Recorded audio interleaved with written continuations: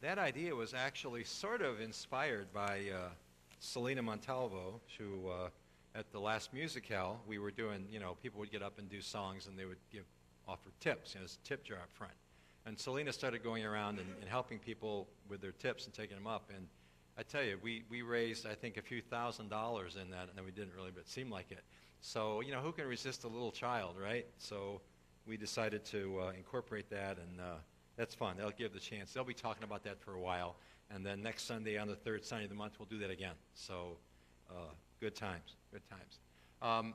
We are looking at a series in the Gospel of Matthew chapter 5. We're looking at verses 13 to 16 today.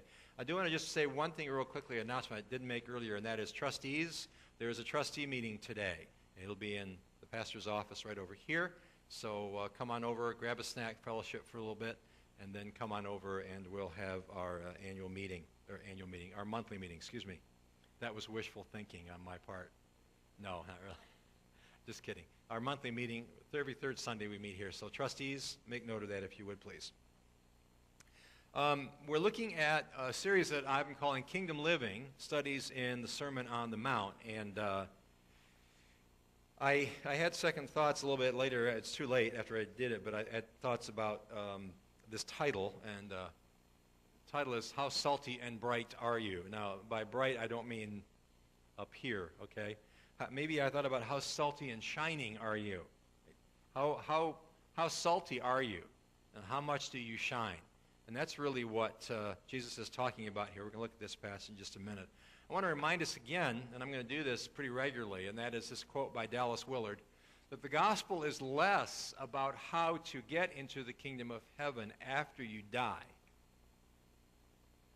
and more about how to live in the kingdom of heaven before you die.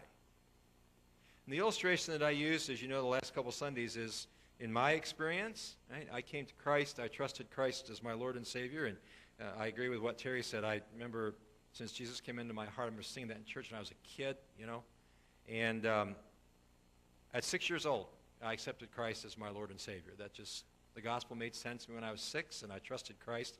And now, I'm a little bit older than that, okay? 62, I'm over here, 62 and holding.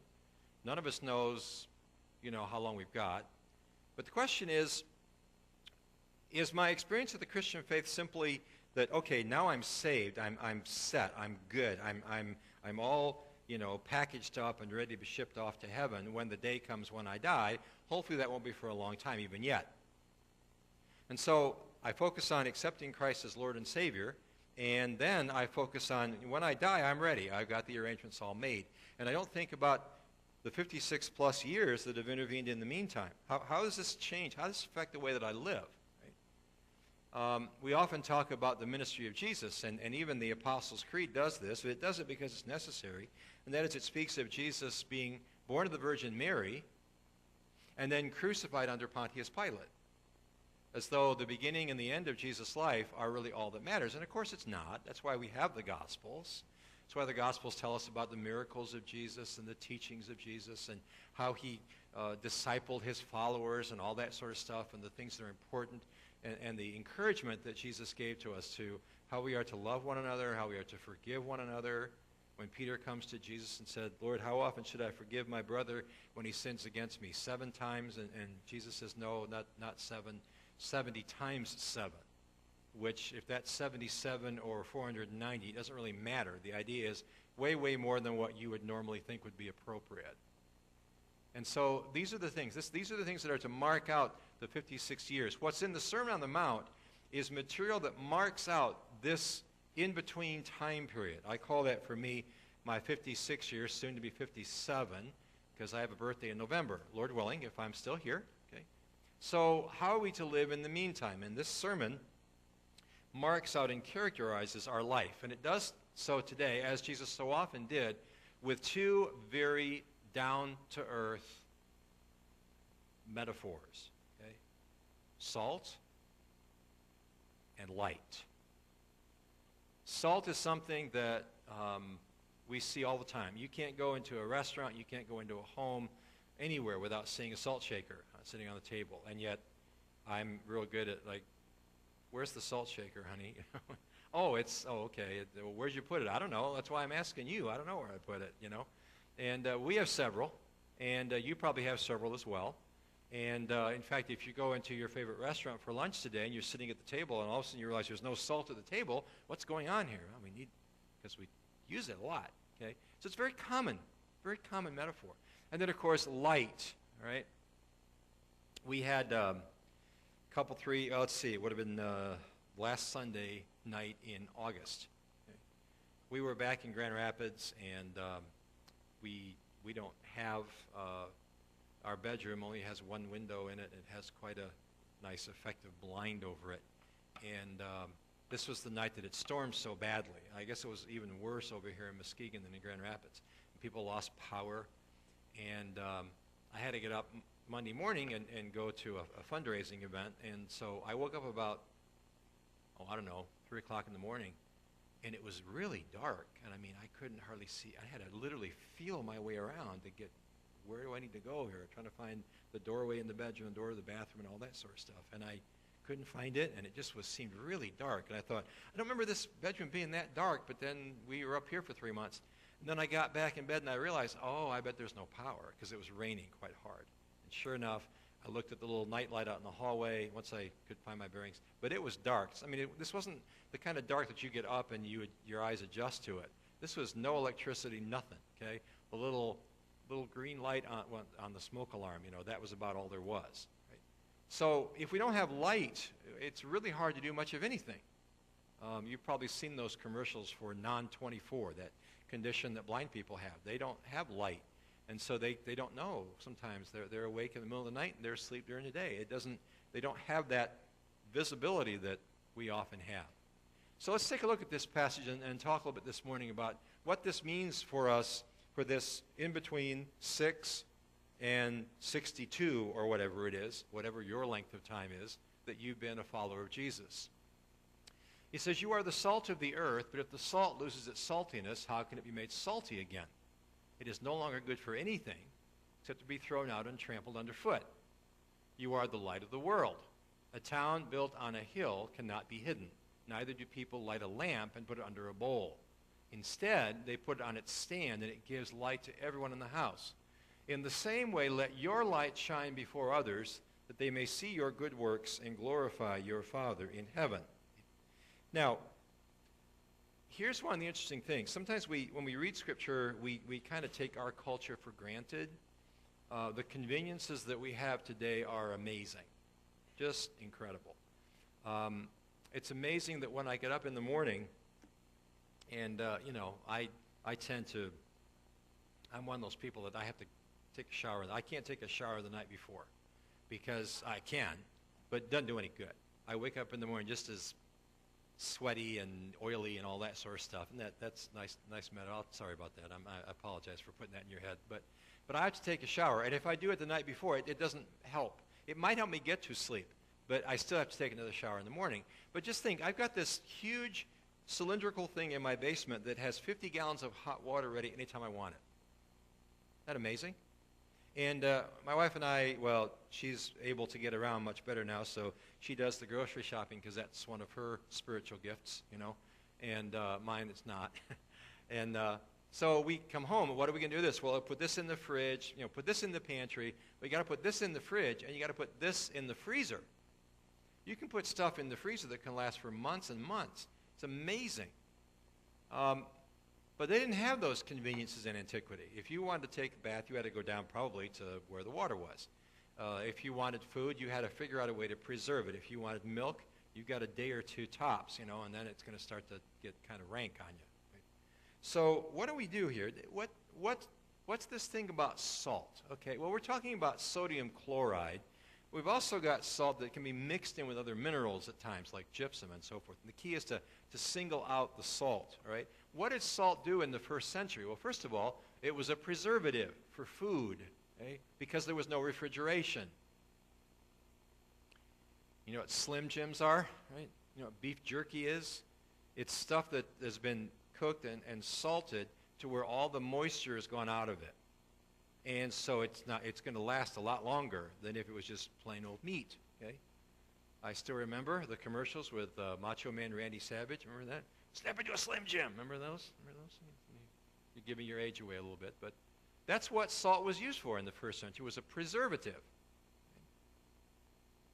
Salt was also thus a purifier of food. So when you salt something, you suck all the moisture out of it, and bacteria need moisture to thrive. And so when you take all the moisture out of it and you make it dry, then it's going to last a lot longer. So I know we like meat that's kind of moist and tender, but I mean it's either that or no meat at all in the first century.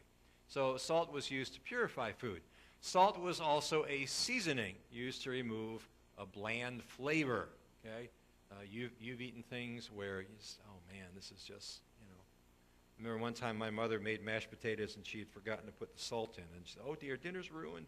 My mother was kind of a dramatic person in some respects. No, it's not ruined. We can put salt in it. Okay? But you like salt, okay? Got to watch it when you get a little bit older because it can affect your blood pressure, but you like it. It's good. It does a great job, okay?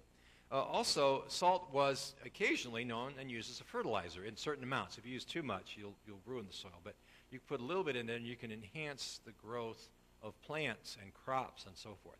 These were some of the functions that salt had in antiquity. Now, when Jesus says, you are the salt of the earth, which of those is he referring to? And the best answer to that question is probably yes.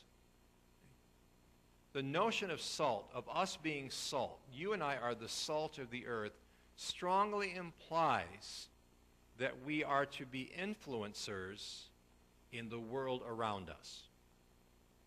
We are to be those that help preserve the moral values and ideas that are so important to our culture.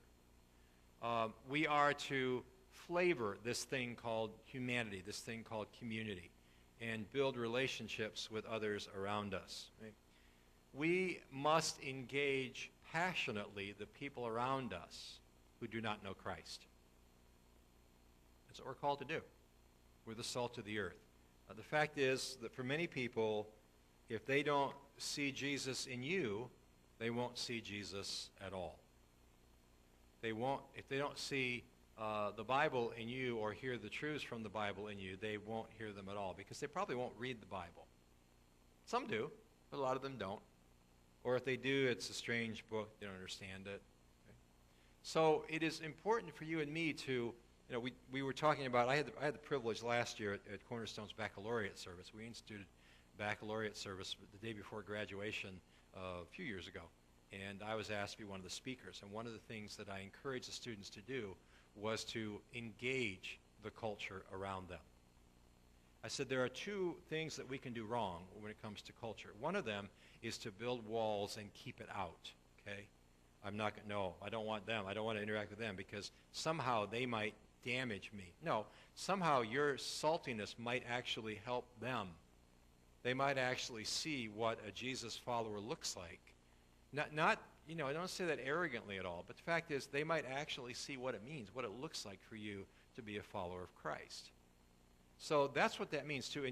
But there's two mistakes that we make. One is to build walls to keep the culture out. When I was growing up, I grew up in a wonderful church. It had its issues like every church does, but it was a wonderful church. And one of the things about the church was they kind of were nervous. They were a little bit afraid. I was told when I was a little boy that, shouldn't go to the movies. Not just by my parents, but by the people in my church. Why is that? Well, because the movies, they got bad things and they got bad people who say bad things, I realized a few years later that some of that stuff's in the Bible too, Now I understand the reason for it in the Bible. It's to help people see this is what happens when you don't follow God, when you don't follow Jesus. These are the sorts of things that come into your life. But the idea was that we separate ourselves from the people around us. We build walls, if you will. That's not really a good idea. The other thing that I encouraged the students about was this. I said, not only should you not build walls, but you also should not, and I use the phrase, carelessly imbibe what is in the culture. We need to be very careful about that. Jesus was called a friend of sinners. But Jesus did not condone their sin.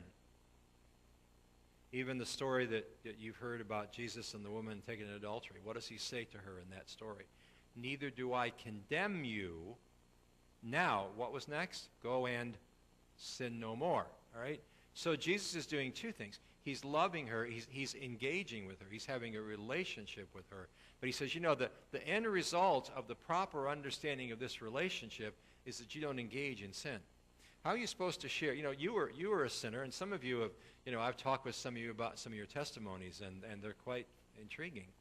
But some of you have told stories to me about just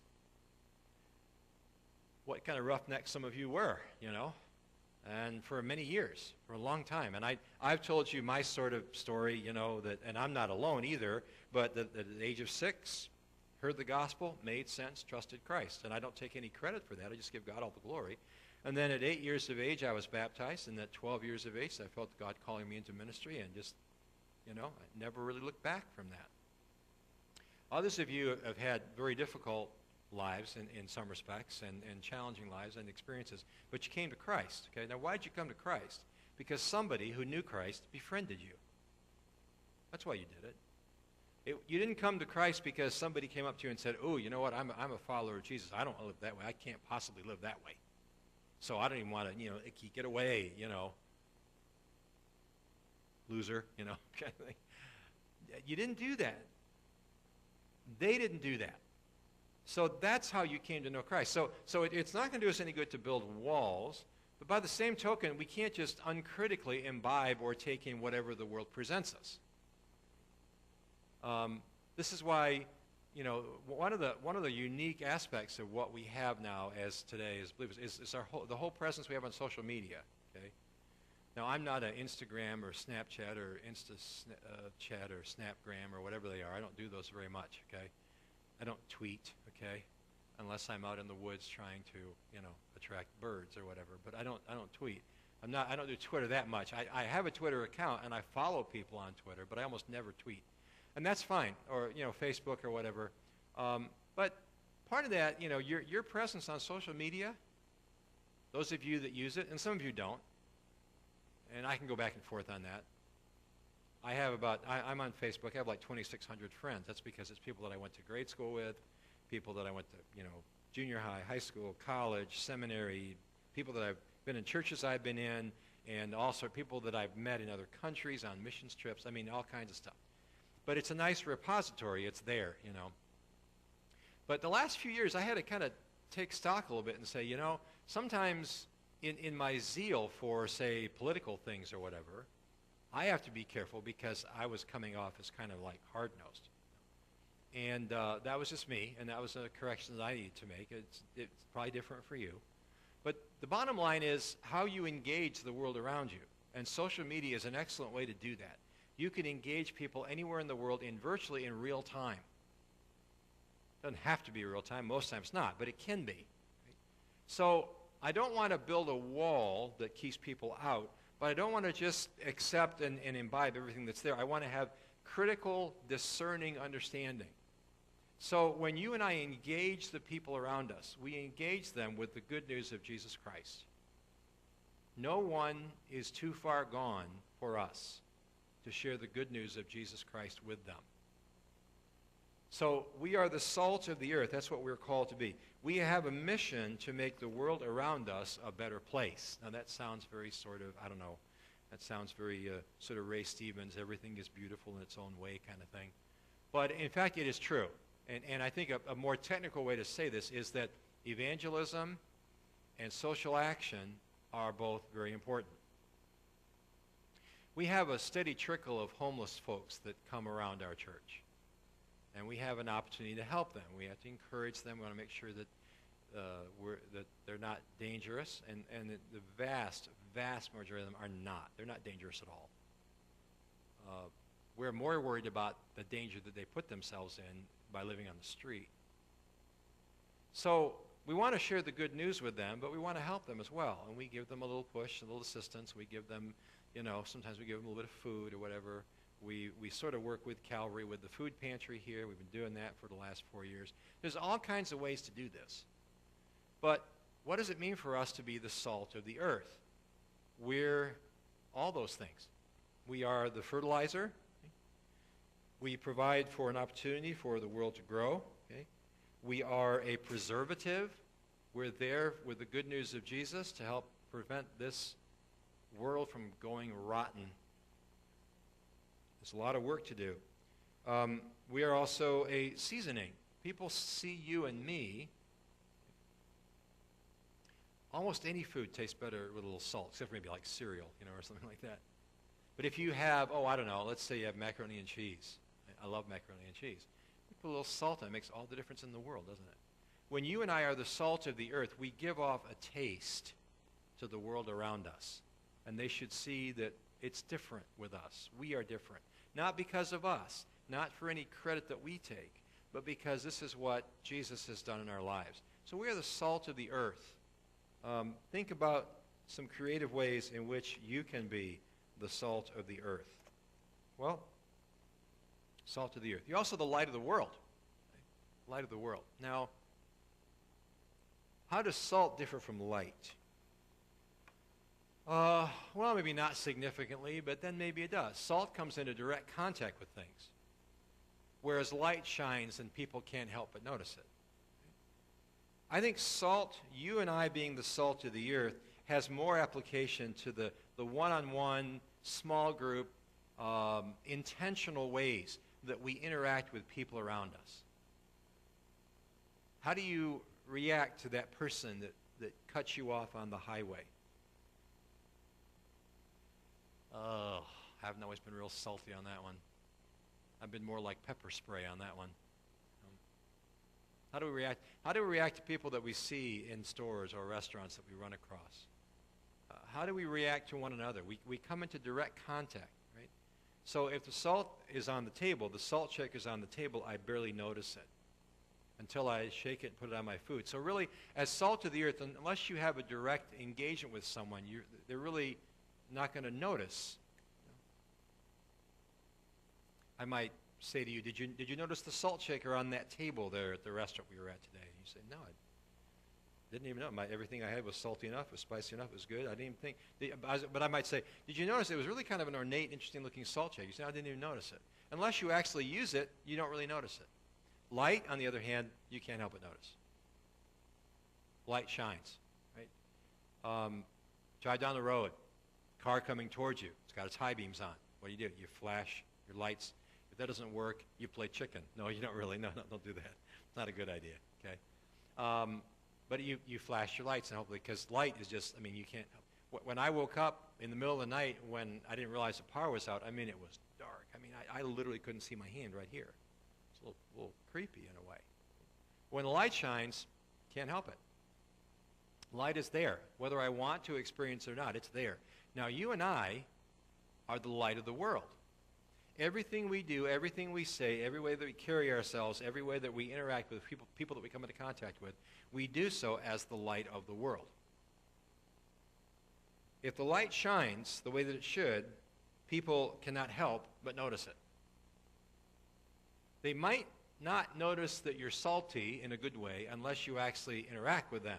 You actually have a conversation with them. You actually meet them. You actually talk to them. But they can see your actions all the time. Way back in the day, I was in the Cousins Choir at Children's Bible Hour I was about age 12, a long time ago. It's now His Kids Ministry, and they've changed their format, all that sort of stuff. But we used to sing a song, and the lyrics said, "What you are, speak so loud." Should have been loudly, but I'm a grammar tyrant, okay? "What you are, speak so loud that the world can't hear what you say." They're looking at your walk, not listening to your talk. They're judging by your actions every day. Don't believe you'll deceive by claiming what you've never known. They'll accept what they see and know you to be. They'll judge from your life alone. So that's not fair. No, maybe it's not. I had a bad day. Yep, you had a bad day. Okay. I had a bad day. That's a song too. You had a bad day. Yeah, it happens, okay? But when I focus only on numero uno, I forget that I'm being watched by people all around me. What are some aspects of this idea of being light of the world? This is something that people receive. They don't have to do anything. They actually have to take the salt and shake it out and put it on their food and mix it up and taste it. That's how they experience salt. But light, it just comes to them. It comes at them. So what are some aspects of this? Well, he says this: a town built on a hill cannot be hidden. So, do people know that we're here?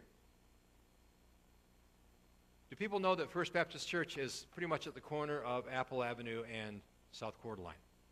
Do they know we're here? Are we a well-kept secret in Muskegon? Or do they know who we are? Do we have a presence? Do we shine? Okay? You can't hide a city hidden on a hill. The classic example, that's the Bible. Okay? Jerusalem is like 2,900 feet above sea level. Now, other cities too. It was not uncommon in antiquity, especially in the Middle East, for cities to be built on hills because that's the best way you protect yourself. If some enemy comes, they got to run uphill to attack you. And you can shoot arrows down at them. You can throw objects down at them. You can pour boiling oil or boiling water. There's all kinds of ways to do this. This is why if people climb the wall of the castle, you're really, really vulnerable. So they would build their houses on a hill for protection. And Jesus says, if that house is on the top of a hill, you can't not see it. You can't avoid it. It's there. So you and I are to be visible. We are the light of the world. We are a city built on a hill. And are we that? What do people think when they drive by First Baptist? Did they even notice that we're here? Now, our new sign's going to help. That is going to help, by the way. It's got light in it, too, by the way. It's a lit up sign. So that'll help. But we got to do something. People say, I never noticed. You said they didn't notice. Nope. You know how you walk, you go by things all the time, you never really notice. You ever been on this street? You ever see this building? No, I didn't.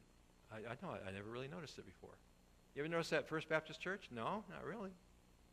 The one on Coeur d'Alene and Apple? Oh, yeah, I guess. No. So we got to do something to get ourselves noticed. Do people know that we are here? Okay. Then he says, neither do people light a lamp and put it under a bowl. Instead, they put it on its stand, and it gives light to everyone in the house. Now, it's ludicrous. It's crazy. Why would you take a lamp?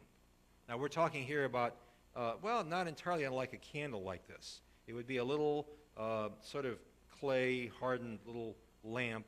It would have oil and olive oil, a little wick, and they would light it. And they'd have several of those around the house. Now, when you light something like that, you don't put it under a cover. We put lamp shades on our lamps, so we do that to sort of soften the intense brightness of the bulb right away, especially with the three-way bulb. And it also sort of diffuses the light more equally throughout the room that it's in. So yeah, we do that to enhance the light. We do that to make the light more beneficial. Otherwise, it's just this glaring bright light, and you look at it and you get all these green dots in front of your eyes, right?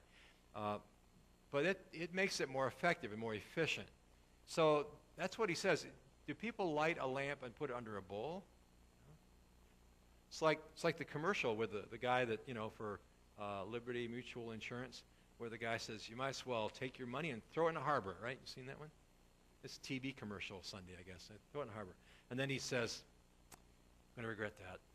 I'm going to regret that. Why would you do that? It doesn't make any sense. Why would you throw your money away? Why would you go to the trouble to have a lamp and then just cover it up?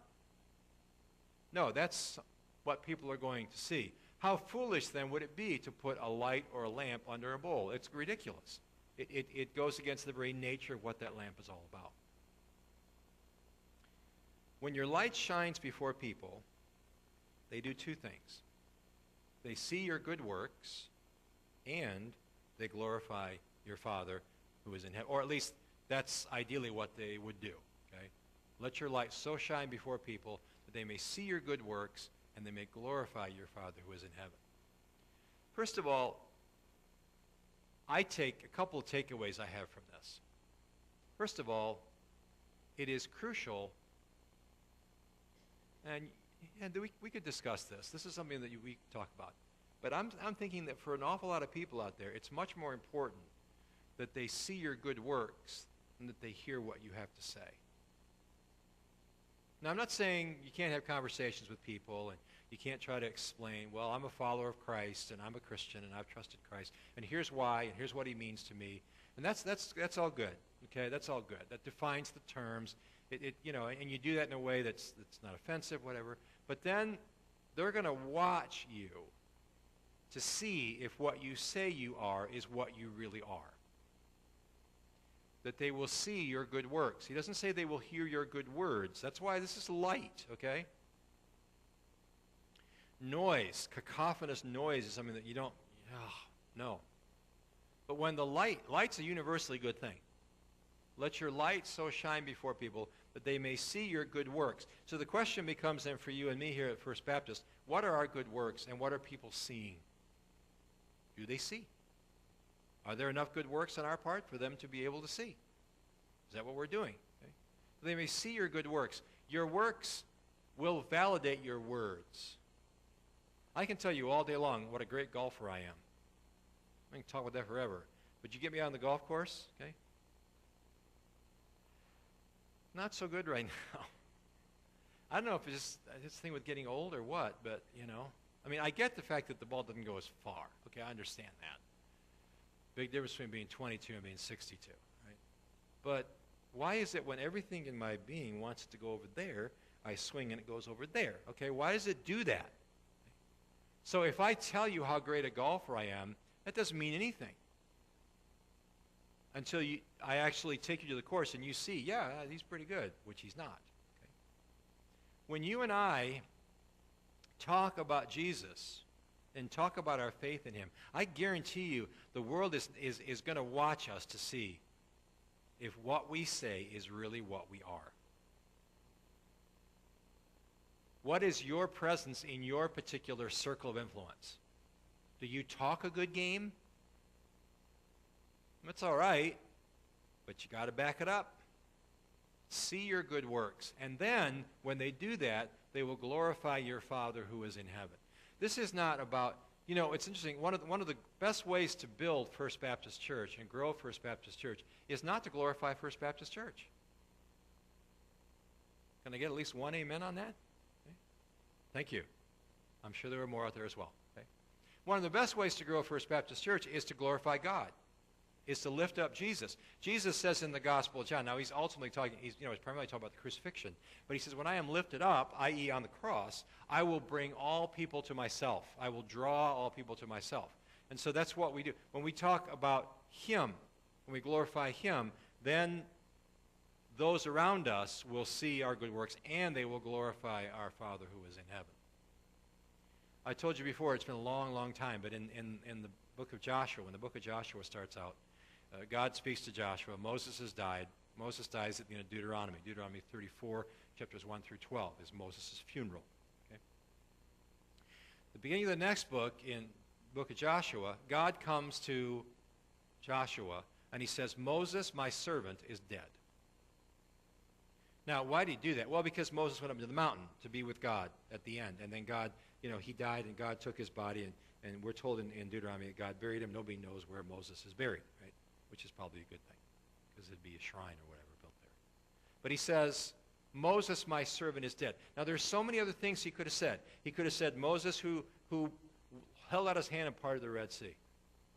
Moses, who was instigated the 12 plagues. Moses, who did that. Moses, who was the meekest man in all the earth, is dead. And he could have gone on and a whole laundry list of qualifications. Moses, my servant, is dead. The best thing that you and I can be is to be a servant of God. Make me a servant, okay? Humble and meek. Lord, help me lift up those who are weak. And may the prayer of my heart always be, make me a servant, make me a servant, make me a servant today. Let people see your good works and glorify your Father who is in heaven. In 1 Peter, he talks about the unbelieving wife who simply doesn't need to chide her husband to become a follower of Jesus. She just has to live a holy life and live that out before her husband. Same sort of thing here, okay? That they may see your good works, not just hear your good words. They may see your good works, and they may glorify your Father who is in heaven. So my question to you is this: how salty are you this morning? How salty are we? Have we built a wall between us and the world around us? Or have we just uncritically imbibed everything, or have we become more discerning, more engaging, more interacting, so people can taste and see that the Lord is good? Salt. Secondly, how shiny are you? How bright are you? What do people see when they look at you? They can't help but notice. You walk into a room perhaps at times, and there's just something different about you. There's a joy, there's a depth, there's a relationship, there's something that gives your life purpose that they don't seem to have. My dad went to Granville Baptist Church one Sunday evening back in about 1964, and he wrote back to my mom, because we didn't have a phone, and he was actually working and coming home on the weekends for a while. He wanted to make sure the job worked out before he moved us down to Grand Rapids. But he wrote back to my mom and he said, I don't know what these people have, but whatever it is, I want it. He said, I've never heard a congregation sing with joy like this congregation did. What did they do? They let their light shine before him, and it shone in their worship. And my dad said, there's something here that I've been looking for, and I want it. You're the salt of the earth, and you're the light of the world. Let's take those thoughts with us today as we go. Father, thank you for this message. Thank you for the reminder that Jesus gives us. Two very simple, very common, very ordinary, very everyday metaphors. Salt and light. And yet they are so extremely profound. Father, help us to be salt to those around us. Help us to season and flavor and preserve and give growth to this world around us. And help us, Lord, to be the light of the world. Help us to shine brightly so that people that we come into contact with will not so much hear us talk, but they will see what we do. They will see our light shine. They will see our good works, and they will glorify our Father who is in heaven. Bless us now to that end. May this be a week of living in a kingdom fashion, that we will take advantage of opportunities this week to be the salt of the earth and the light of the world. We pray all this in Jesus' name.